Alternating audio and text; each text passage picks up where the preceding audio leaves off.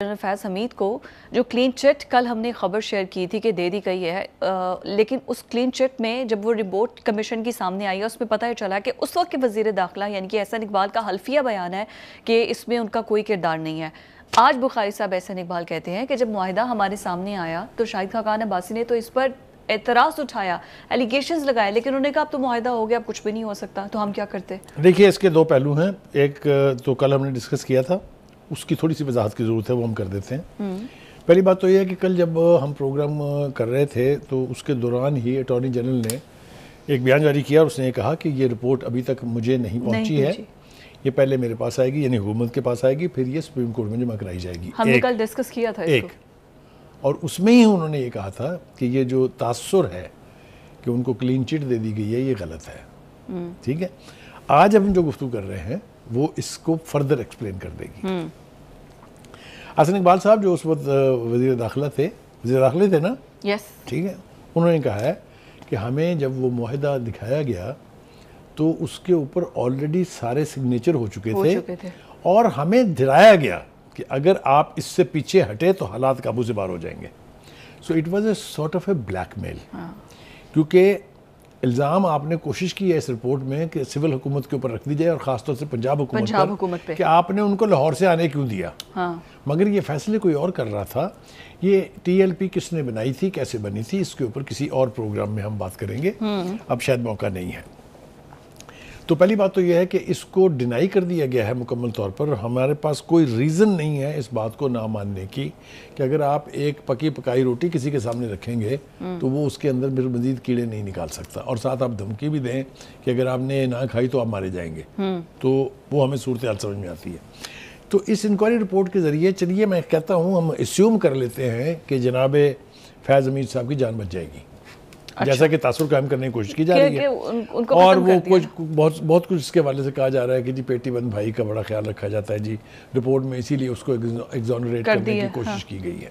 But جو ایک وہ کہتے ہیں نا کہ بکرے کی ماں کب تک خیر بنائے گی، وہ ایک اور معاملہ جو بہت ہاٹ ہے وہ ہے ٹاپ سٹی کا۔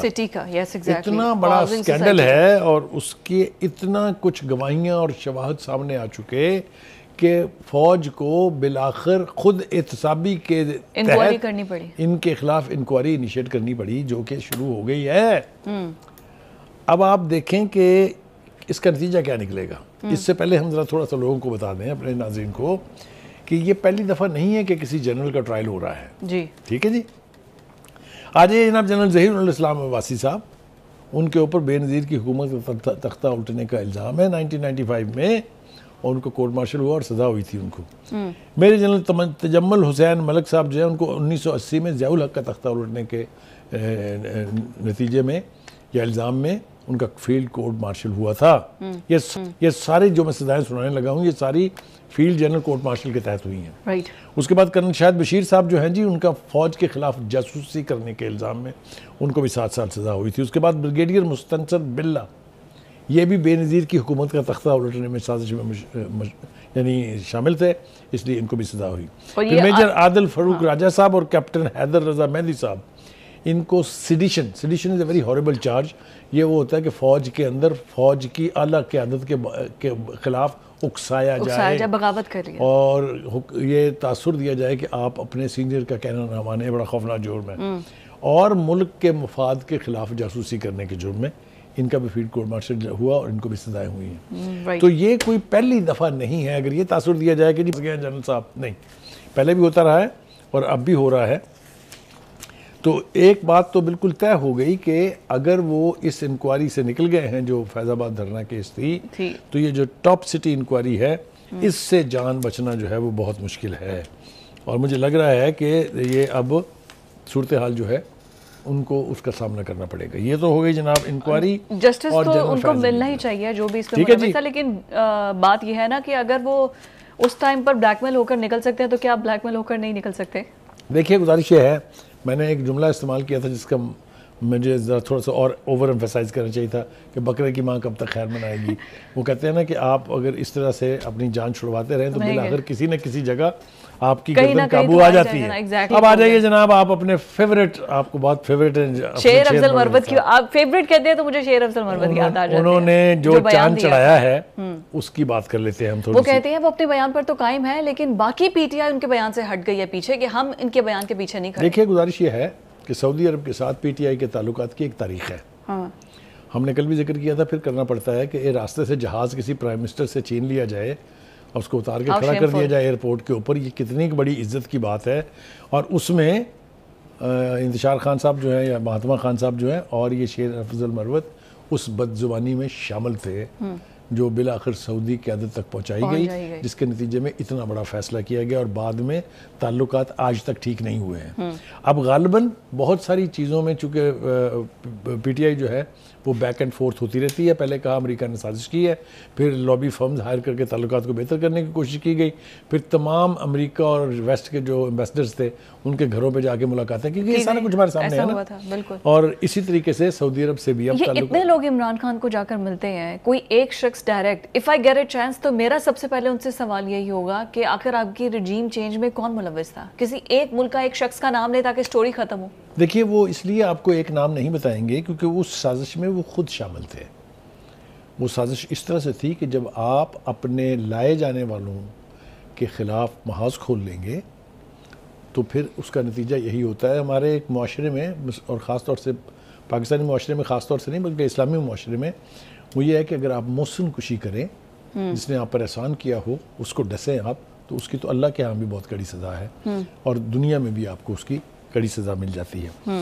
دیکھیں جناب, یہ جو ان کا بیان ہے جس سے وہ مکر رہے ہیں, اب یہ میں نے تھوڑا سا بیان کیا تھا پہلے والے سیگمنٹ میں, اگر آپ کو یاد ہو کہ پریزیڈنٹ شی کے دورے میں کیا کیا گیا, باوجود اس کے کہ بڑی منتیں کی گئی ان کی کہ خدا کے لیے 300 گز پیچھے ہٹ جائے تاکہ ان کا موٹر کیٹ جو چلا جائے. اس وقت سی پیک کو سبوٹیج کیا, اور اب جبکہ ہم کشکول اٹھائے پھرتے رہے ہیں کہ ہمیں کہیں سے کچھ مل جائے, اور اب اس کا امکان آیا ہے اس حکومت کے آنے کے بعد کہ سعودی قیادت نے فیصلہ کیا کہ پہلی دفعہ, میں ایمانداری سے سمجھتا ہوں, مجھے نہیں لگتا سوائے اس کی کنگ وزٹ کر رہا ہو تو 4 سعودی وزیر اہم وزارتوں کے لوگ جو ہیں وہ کسی ملک کے دورے پر جائیں ایسے وقت میں جبکہ وہ یہاں پر موجود تھا اور پازیٹیو وائبز آ رہی تھیں کہ وہ تیار ہیں میجر انویسٹمنٹ کے لیے, ان کو یہ آفر کیا گیا, ان کو یہ آفر کیا گیا ہے, اور توقع ہے کہ 25 سے 30 ارب روپے کی سرمایہ کاری آئے گی. درفن تو نہیں چھوڑی جناب شیر افضل مروت صاحب نے کہ ہماری تو رجیم چینج میں جناب سعودی عرب ملوث تھا. یہاں بھی رک جاتے اگر وہ, تو بات کچھ اتنی ہیوی نہیں تھی. انہوں نے کہا یہ اب جو سرمایہ کاری آ رہی ہے یہ بھی اسی لیے آ رہی ہے کہ سعودی عرب کے کہنے پر خان صاحب کی حکومت جو ہے اس کو ہٹایا گیا. او بابا ایک دفعہ طے کر لیں کس نے آپ کی حکومت گرائی ہے. عمران خان خود کہہ رہے ہیں کہ یہ ہم نہیں کہہ رہے, رجیم چینج میں سعودی عرب نہیں تھا. جب انہوں نے کہہ دیا تو پھر شیر افضل مروت کی کیا بات کی ویلیو رہ جاتی؟ آپ مجھے بتائیے اگر یہ انہوں نے غلط کہا تو کیا ایکشن لیا ان کے خلاف انہوں نے؟ نہیں, ایکشن تو کوئی بھی نہیں لیا. یہی بات تو خواجہ آصف بھی کر رہے ہیں, بیرسٹر عقیل بھی کر رہے ہیں. کریکٹ, وہ بالکل کریں گے. سوچ سمجھ کر بیان دلوایا. اٹ از اے سازش, اس میں کوئی دو رائے نہیں ہے. To sabotage the visit. کیا مزہ ملتا ہے ان کو پاکستان کے مفاد کو نقصان پہنچا کے, پاکستان کی اکانومی کو جس طریقے سے انہوں نے آئی ایم ایف سے معاہدہ کر کے پھر اس سے بٹرے کیا, آئی ایم ایف کو اپنا دشمن بنایا, جو دشمنی ہم نے بعد میں بھگتی. 16 ماہ کی جو پی ڈی ایم کی حکومت تھی اس نے بھگتی. بڑی مشکل سے ڈیفالٹ کا خطرہ جو ہے وہ ٹلا, جس کے کنارے پر ہم کو چھوڑ کے گئے تھے وہ. اگر سارے منہ بھر کے کہہ دیتے ہیں کہ 16 ماہ کی حکومت نے کیا کیا, اگر آپ اس ایک بات کو لے لیں کہ انہوں نے ملک پر سے ڈیفالٹ کی تلوار ہٹائی, یہ چھوٹا کنٹریبیوشن نہیں ہے میڈم, ذمہ داری سے میں کہہ رہا ہوں. اور اب اگر $1.1 بلین جو آنا ہے اس کے بعد مڈ ٹرم یا لانگ ٹرم لون کی بات ہو رہی ہے, اور وہ بھی تھرو ہو جائے تو ہماری اکانومی کو بہت بڑا سہارا ملے گا. سنبھالا مل سکتا ہے. ایسی کوششیں جو اس قسم کی ڈیولپمنٹس کو سبوٹیج کریں, وہ پاکستان کا کوئی دشمن تو کر سکتا ہے. ایک پاکستانی شہری, وہ چاہے سیاستدان ہے, وہ چاہے بیوروکریٹ ہے, وہ چاہے جو بھی ہے, وہ نہیں کر سکتا. یہ اچھی بات ہے کہ ملک کا مفاد جو ہے مفاد بالاتر ہے, اس کو کمپرومائز نہیں ہر چیز سے بالاتر ہے. اور اسی وجہ سے آئی تھنک پھر عمران خان نے بھی شیر افضل مروت کے بیان کی جو ہے وہ سائیڈ نہیں لیا, بلکہ کہہ دیا ہے کہ یہ ان کا اپنا پرسنل سٹیٹمنٹ ہے. اینی ویز آگے بریک پر جانا ہے مجھے, تھوڑی سی اجازت اور دیں. پرائم منسٹر صاحب بھی حسن رؤف کو چھوڑے وہ تو میں زیادہ امپورٹنٹ نہیں سمجھتا اس کو نا. وزیر اعظم جو وزیر اعظم صاحب نے کہا ہے کہ دیکھیے کسی کوشش کو جو سعودی اس انویسٹمنٹ کو سبوٹیج کرنے کی کوشش کریں گے ہم برداشت نہیں کریں گے. یس, اور برداشت نہیں کرنا چاہیے. ٹھیک ہو گیا جی. اور میں ایمانداری سے یہ توقع رکھتا ہوں کہ اگر یہ ایفرٹس کامیاب ہو جاتی ہیں تو وہ جو ایک ڈراؤنا خواب ہے کہ پاکستان کی اکانومی جو ہے وہ زمین بوس ہو گئی ہے یا خدا نخواستہ ڈیفالٹ ہونے والا ہے, ان چیزوں سے اگر ہم نکل جائیں گے تو تبھی ترقی کی طرف سفر کا آغاز ہوگا. ایگزیکٹلی. اس کے لیے سب کچھ تھرو ہونا جو ہے اور بہت ضروری ہے. ایونچولی عوام کو جب ریلیف ملے گا نا, پھر چہرہ وزیر اعظم کی کرسی پر کسی کا بھی ہو, جب عوام کو ریلیف مل رہا ہوگا تو وہ پھر کوئی زیادہ فرق نہیں پڑے گا کہ کس جماعت. میرے خیال سے ہم اس پروگرام کی وساطت سے اگر خان صاحب سے بھی درخواست کر لیں کہ خان صاحب اپنے لوگوں کو تھوڑا سمجھائیے, اگر یہ بیان انہوں نے اپنی مرضی سے نہیں دیا تو انہیں یہ بیان دینا ہی نہیں چاہیے تھا. اور اگر انہوں نے اس کے باوجود دیا ہے, ذاتی رائے کوئی نہیں ہوتی. سیاستدان کی ذاتی رائے جو ہے نا وہ کبھی ریکارڈ کا حصہ نہیں بنتی. وہ ڈھٹائی کے ساتھ یہ کہہ رہے ہیں کہ میں اپنے بیان پہ قائم ہوں. تو آپ مجھے بتائیں یہ پی ٹی آئی کے کھاتے میں نہیں ڈلے گا تو کہاں جائے گا یہ؟ چاہے وہ اس سے کہہ دیں کہ ہمارے کھاتے میں نہ ڈالیں, لیکن پھر بھی بندے تو انہی کے ہیں, انہی کی جماعت کے ہیں جنہوں نے یہ بیان دیا ہے.